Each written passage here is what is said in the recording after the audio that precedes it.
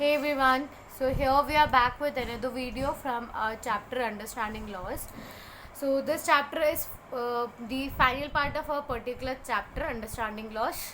ठीक है, तो अभी तक के चैप्टर में बेसिकली हमने क्या देखा था, हमने बहुत अच्छा एक मैकेनिज्म समझ लिया था कि लॉज किस तरह से फ्रेम होते हैं और आइडिया ऑफ लॉ कहाँ से आता है ना। जो पूरा डेमोन्स्ट्रेशन वगैरह लोग उसके लिए किस तरह से रिवॉल्व करते हैं, कैसे वो टॉपिक मीडिया तक पहुंचता है, पार्लियामेंट में जाता है और फाइनली फिर पार्लियामेंट में डिस्कशन होने के बाद में, डिबेट्स होने के बाद में लॉ फ्रेम किए जाते हैं। तो ये सारी चीज़ें हमने समझ ली थी।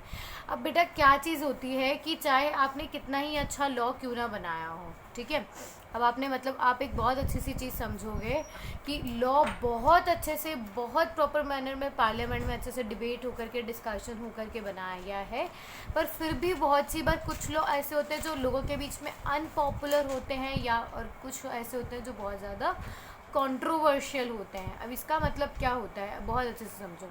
पहले तो इस प्रॉपरली हेडिंग को समझो और बहुत पेशेंस से इस चीज़ को समझने की कोशिश करना। सी पार्लियामेंट है, पार्लियामेंट क्या एक ऐसी बॉडी है जहाँ पर रूल्स और रेगुलेशंस बनाए जाते हैं, ठीक है। पार्लियामेंट में क्या किया हम लोगों ने, लॉ को पास करवाया, चलो वेल एंड गुड, ये भी हो गया, हमारा समझ आया हमें। फिर उसके बाद क्या होता है बेटा कि पार्लियामेंट में जैसे ही लॉ पास हुआ है, ठीक है, वहाँ अच्छे खासे डिबेट्स डिस्कशन के साथ में बहुत अच्छा लॉ हमने बना करके भेजा है, ठीक है। कॉन्स्टिट्यूशन में उसे वैलिड भी माना गया है और लीगल भी माना गया है, उसे कॉन्स्टिट्यूशन ने भी एक्सेप्ट किया है और कॉन्स्टिट्यूशन भी बोलता है कि बहुत अच्छा लॉ है, ठीक है ना, और एकदम लीगल उसको माना गया है। पर फिर भी वो लॉ क्या हो सकता है, अनपॉपुलर एंड अनएक्सेप्टेबल हो सकता है, ठीक है। मतलब अभी आप क्या समझ रहे हो कि पार्लियामेंट ने बहुत मेहनत करके, बहुत सारे डिबेट्स डिस्कशंस मीटिंग्स वगैरह करवा करके कोई लॉ बनाया है, ठीक है। अच्छे खासा लॉ बनाने के बाद में जब वो कॉन्स्टिट्यूशन के पास जाता है तो कॉन्स्टिट्यूशन भी उसे एक्सेप्ट करता है, उसे लीगल बोलता है, उसे वैलिड बोल देता है, ठीक है। पर फिर भी जब वो लोगों के पास आता है तो वो अनपॉपुलर और अनएक्सेप्टेबल होता है। अब जैसे इसको बहुत अच्छे से अभी हम समझने की कोशिश करते हैं, है ना। तो अभी आप लोगों ने रिसेंटली कुछ फार्मर्स के रिगार्डिंग कुछ सुना होगा कि फार्मर्स के लिए कुछ नॉर्म्स बनाए गए हैं, कुछ चेंजेस एक्सेप्ट किए गए हैं, है ना। एग्रीकल्चर बिल अभी पास हुआ है, फार्मर्स के लिए कुछ बिल पास हुआ है, ठीक है। अब पार्लियामेंट में आया था, उस पर डिबेट्स और डिस्कशंस हुए थे, उसे फॉलो करवाया गया, उसे बिल को पास करवाया गया, है ना। वो कॉन्स्टिट्यूशन में एक्सेप्ट भी है और लीगल भी है, ठीक है। पर अब उसके अगेंस्ट जो अपोजिशन है, सेलिब्रिटीज़ है या जो फार्मर्स हैं, वो बहुत ज़्यादा रिवॉल्ट कर रहे हैं, मतलब आपने को सुना होगा हड़ताल कर रहे हैं बहुत ज़्यादा, है ना। तो this is what still it can be unpopular and unacceptable. जैसे अगर मैं बात करूँ, जैसे आपको याद है कि जीएसटी भी नहीं, डीमोनेटाइजेशन आया था, नोटबंदी हुई थी, है ना। और नोटबंदी होने के बाद में उसे अच्छे से पहले तो मतलब ऑर्डर आया था, एक्सेप्ट किया गया, पर बाद में लोगों ने उसे एक्सेप्ट नहीं किया था, उसके लिए बहुत ज़्यादा डेमोन्स्ट्रेशन और रिवॉल्ट वगैरह किए थे, है ना। तो आपको क्या चीज़ यहाँ पे समझनी है, ओके तो हमें बहुत अच्छे से समझ आ गया है कि पार्लियामेंट में चाहे एक लॉ कितने भी अच्छे तरीके से, कितने भी अच्छे मैनर में डिबेट्स और डिस्कशन के साथ हम उसे पास करवा देते हैं, पर फिर भी ऐसी सिचुएशन बन सकती है कि लोग उसे एक्सेप्ट ना करें और उस पर बहुत ज़्यादा रिवॉल्व करें। तो ऐसा क्यों होता है, वाई, ठीक है। अब लोगों को ऐसा लग सकता है दैट दिस जो ये लॉ बनाया गया है वो बिल्कुल भी सही नहीं है, ठीक है, because people feel that the intention behind it is unfair and harmful. मतलब लोगों को ऐसा लगता है कि जो गवर्नमेंट ने ये लॉ बनाया वो उनके लिए बिल्कुल भी अच्छा नहीं है, ठीक है, और इस लॉ के वजह से उन्हें बहुत ज़्यादा नुकसान हो सकता है। जैसे आप बहुत सारे कंट्रोवर्शियल लॉज वगैरह बने, राम मंदिर वाला मुद्दा आप लोगों को बताया, है ना। तो राम मंदिर के टाइम पे भी कितनी कंट्रोवर्सीज हुई थी, लोगों ने पहले जो और दूसरी कम्युनिटी के लोग थे उन्होंने बिल्कुल भी इसको एक्सेप्ट नहीं किया था, काफ़ी रिवॉल्ट वगैरह करे थे। 3 तलाक वाला मुद्दा आप लोगों को पता होगा, जीएसटी वगैरह, कुछ ना कोई ऐसा टॉपिक तो हुआ ही होगा कि इनमें से जो आपने कभी सुना होगा, ठीक है। तो लोगों को जीएसटी वगैरह जब आया था, डीमोनेटाइजेशन जब आया था, तो लोगों को क्या लगता है कि हमें परेशान करने के लिए गवर्नमेंट ऐसे काम कर रही है, ओके। तो hence people might criticise this law and hold public meetings, write about it in the newspaper, report to TV news channels etcetera. अब किसी को, जैसे मानो कि हमें क्या होता है, I am sorry for the background voice, actually घर के जस्ट बगल में कंस्ट्रक्शन चल रहा है, तो लिटिल बिट ऑफ डिस्टर्बेंस हमें रहेगा। ओके, फिर हम लोग वापस से इस पे आ जाते हैं हमारे टॉपिक पे कि अब हम लोग क्या समझे। पार्लियामेंट ने लॉ बना दिया, बहुत अच्छा, बहुत शानदार लॉ बनाया, पर वो लोगों ने एक्सेप्ट नहीं किया। लोगों ने एक्सेप्ट क्यों नहीं किया, क्या रीज़न होता है कि लोगों ने उसे एक्सेप्ट नहीं किया? तो लोगों ने उसे एक्सेप्ट नहीं किया क्योंकि उन्हें लगता था कि वो लॉ बिल्कुल भी सही नहीं है, ठीक है। उनको लगता था कि इसकी वजह से उन्हें हार्म पहुंचेगा। तो अब हार्म पहुंचा है, तो आपको पता है we live in a democratic country that is for the people, to the people and by the people. तो वहाँ वो लोग क्या कोशिश करते हैं कि वो, अब आपको पता है कि हम लोग कोई भी रूल्स और रेगुलेशंस बनाते हैं डेमोक्रेटिक कंट्री में तो लोगों के लिए बनाते हैं, और अगर वो पसंद नहीं आता है तो उसके अगेंस्ट डेमोन्स्ट्रेट करने का, उसको बोलते ना कि उसके अगेंस्ट विरोध करने का हक भी हम किसे दे चुके हैं, पीपल को। तो अब लोग उसे क्रिटिसाइज़ कर सकते हैं। बहुत अच्छी बात है हमारी कंट्री की कि अगर हमें कोई लॉ पसंद नहीं आता तो हम उसे क्रिटिसाइज़ कर सकते हैं, और पब्लिक मीटिंग्स वगैरह हो सकते हैं, नारेबाजी वगैरह कर सकते हैं, डेमोन्स्ट्रेशंस कर सकते हैं, न्यूज़पेपर्स में आर्टिकल्स लिख सकते हैं। अभी आपने देखा होगा टीवी रिपोर्ट चैनल्स वगैरह पे कितना क्रिटिसाइज़ वगैरह किया जाता है ना। तो citizens can express their unwillingness to accept representative, मतलब ये हमारा हक भी है, हमारी ड्यूटी भी है कि अगर हमें गवर्नमेंट का कोई काम अच्छा नहीं लगता है, पसंद नहीं आता है, तो हम उसको बीइंग एन अपोनेंट हम उसे अपोज भी कर सकते हैं, ठीक है। अभी अगर हम लोग अनविलिंग टू एक्सेप्ट, हम उसे एक्सेप्ट नहीं कर पा रहे हैं उस रिप्रेसिव लॉज को। रिप्रेसिव लॉज का मतलब जो हमें दबाने की कोशिश कर रहा है, ऐसे लगता है जो हमारे लिए हार्मफुल है, ठीक है। पार्लियामेंट ने ऐसा लॉ बना दिया जो हमें लगता है कि वो बिल्कुल भी अच्छा नहीं, वो रिप्रेसिव है, तो हम क्या कर सकते हैं, हम उसको एग्री करने के लिए बिल्कुल भी एक्सेप्ट नहीं कर रहे हैं, तो हम उसको उसके अगेंस्ट अपनी अनविलिंगनेस भी एक्सप्रेस कर सकते हैं in a democratic country. When a large number of people begin to feel that a wrong law has been pass, और यही जो बहुत अच्छे मुद्दे पे आ जाता है। तो बेटा एक्चुअली होता क्या, अब देखो खुद सोचो कि जो बहुत अच्छी पॉपुलेशन किसी चीज़ को सपोर्ट कर रही है ना, तो अब क्या होगा, बहुत अच्छी पॉपुलेशन एक चीज़ को सपोर्ट कर रही है तो बहुत ज़्यादा प्रेशर बन जाएगा गवर्नमेंट पे कि अच्छा ये लॉ बिल्कुल भी पास नहीं। जैसे जस्ट पीछे हमने एक एग्जांपल देखा था, है ना, कि वो विमेंस ने कैसे एक लॉ पास करवाया, तो गवर्नमेंट पे प्रेशर बन जाएगा और गवर्नमेंट को लगेगा कि यार अब तो सिटीजन्स की बात माननी पड़ेगी, और अगर अब हमने इनकी बात नहीं मानी तो क्या होगा, हमें गवर्नमेंट से रिमूव कर दिया जाएगा, ठीक है। तो यही चीज़ सोच करके जब पार्लियामेंट में प्रेशर बनता है, गवर्नमेंट पे प्रेशर बनता है, तो उसके बाद में उस लॉ को वो चेंज भी कर सकते हैं। अब जैसे बहुत इंपॉर्टेंट चीज़ देखो आप, एक एग्जांपल से हम इसको समझते हैं। Laws making honking and street vending illegal. अब लॉज मेकिंग हॉन्किंग क्या होता है, आपने देखा होगा कि लोग जो है वो गलियों में, इवन फुटपाथ्स वगैरह पे ऐसे मतलब अपने ठेले वगैरह लगा देते हैं, और फिर वहाँ पे वो चिल्लाते रहते हैं ना कि चने ले लो, मूंगफली ले लो, ये ले लो, वो ले लो, ठीक है। अब इस चीज़ को अब गवर्नमेंट ने तो क्या सोचा कि यार रोड पे बहुत सारे एक्सीडेंट होता है, और जो ये अपना फुटपाथ होता है वहाँ पे तो ये वेंडर्स बैठे रहते हैं, है ना।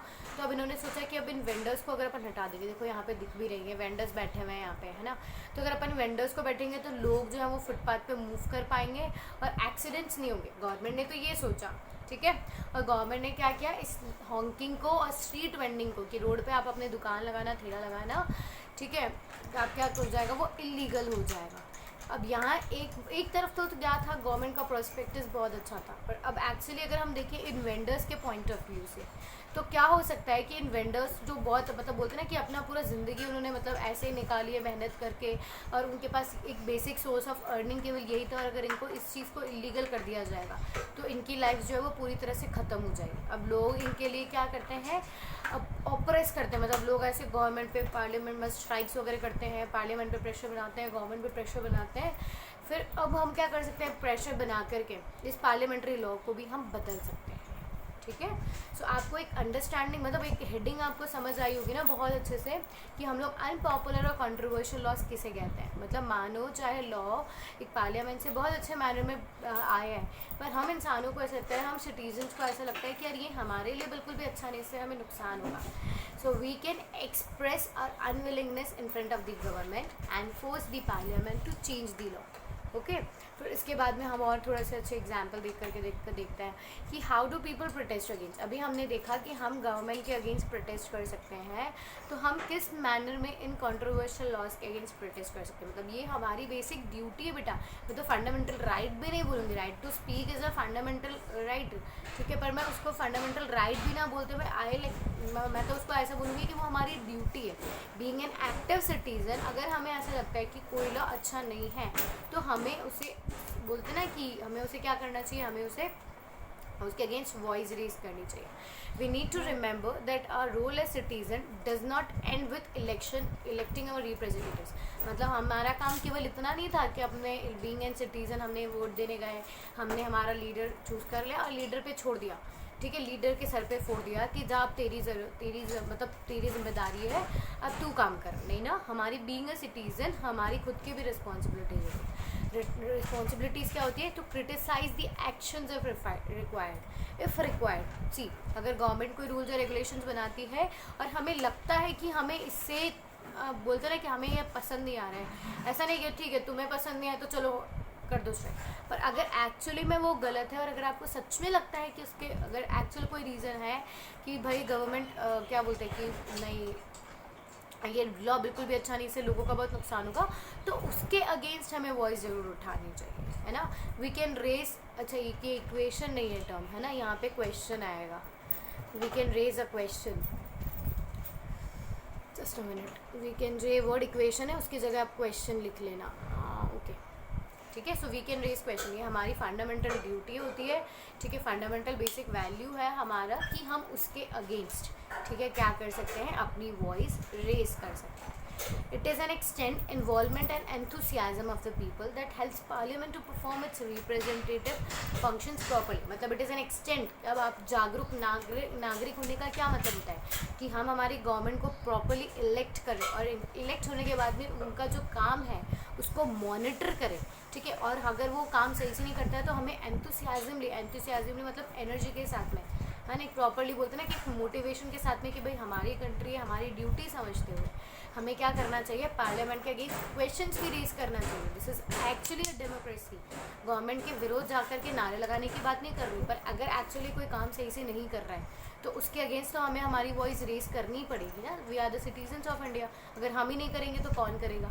Okay, so even that helps parliament to be more accountable and more, बोलते हैं ना कि बहुत अच्छी प्रोडक्टिवली काम करने के लिए। अकाउंटेबल का काम क्या होता है, मानो कि मैंने आपको होमवर्क दिया, ठीक है, जस्ट अ मिनट,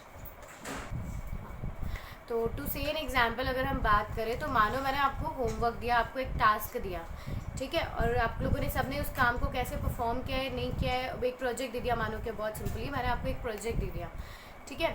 अब मैं उसके बाद में मैंने अगर उसे चेक नहीं किया कि तुम वो काम किस तरह से कर रहे हो और डायरेक्ट मैंने एग्जामिनेशन रख दिया या आपको सीधा स्टेज पे बोल दिया कि जाओ जाके परफॉर्म करो, ठीक है, तो ज़रूरी नहीं है कि आप उस चीज़ को बहुत अच्छे से परफॉर्म कर पाओ। बीइंग अ स्टूडेंट आपको नहीं पता हो सकता है ना कि क्या इसमें मिस्टेक हो सकती है, क्या इसमें हमें और ज़्यादा इम्प्रूवमेंट कर सकते हैं।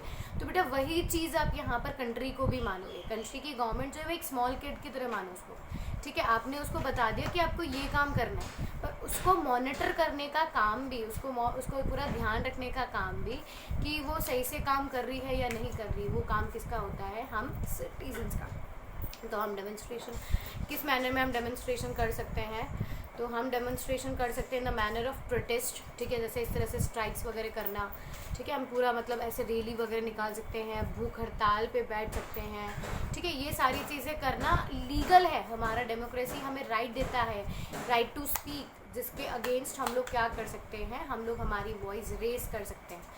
तो इस चैप्टर में बेसिकली तो सारी चीज़ें आप समझ चुके हो, मैं एक बार बस क्विक रिवीजन कर लेते हैं कि हम लोगों ने अंडरस्टैंडिंग लॉज में पढ़ा क्या।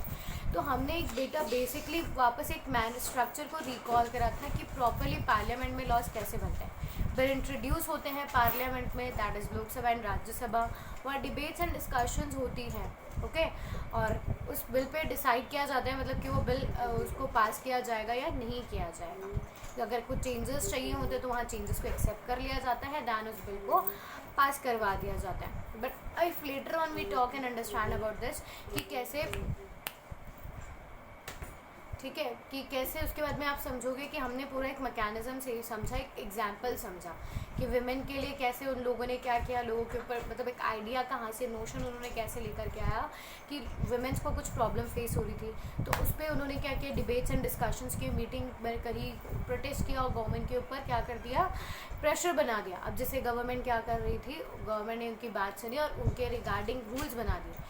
वो भी अगर उन्हें पसंद नहीं आई तो फिर से उन्होंने गवर्नमेंट पे प्रेशर बनाया और फिर से उन्होंने अपनी फेवर के अंदर बिल्स पास करवा लिया। ओके, तो ये पूरा नोशन और अंडरस्टैंडिंग हमने समझा। तो इसमें कुछ बेसिक चीज़ें भी आप लोगों को ध्यान रखनी थी अबाउट दी सेडेक्शन एक्ट, कि जब स्टार्ट होता है तो सबसे पहला क्वेश्चन ये पूछा जाता है कि लॉ हमारी कंट्री में कौन लाता है। तो इसके लिए एक इल्यूजन था कि ब्रिटिशर्स हमारे पास लाए हैं, तो उसको अपोज करने के लिए हमने सेडक्शन एक्ट पढ़ा था। फिर आपको ये भी पता होना चाहिए कि हमारे पास राइट टू इन्फॉर्मेशन होता है, ठीक है। एक राइट टू इन्फॉर्मेशन, दो चीज़ें आपको और समझनी है यहाँ पे। राइट टू इन्फॉर्मेशन क्या होता है बेटा, एक एक्ट पास किया गया था कि अब गवर्नमेंट क्या कर रही है, गवर्नमेंट ने कोई भी कुछ मानो कि कुछ रूल्स और रेगुलेशंस बनाए हैं तो हम उसके बारे में इन्फॉर्मेशन कि वो पार्लियामेंट में कहाँ आया था, किस तरह से वो लॉ बना, उस पर क्या क्या डिबेट्स और डिस्कशंस हुई है, ठीक है। मतलब किसी भी चीज़ के बारे में अगर हमें कोई भी इन्फॉर्मेशन चाहिए, गवर्नमेंट की किसी भी स्कीम के बारे में, गवर्नमेंट अगर कोई काम, मतलब जैसे अभी आपने सुना होगा ना कि गवर्नमेंट ने 10 करोड़ में या उतने सारे करोड़ में उन्होंने जैसे रफ़ेल खरीदे थे, रफ़ेल की बात याद थी, बहुत सारे पैसे में रफ़ेल खरीदे।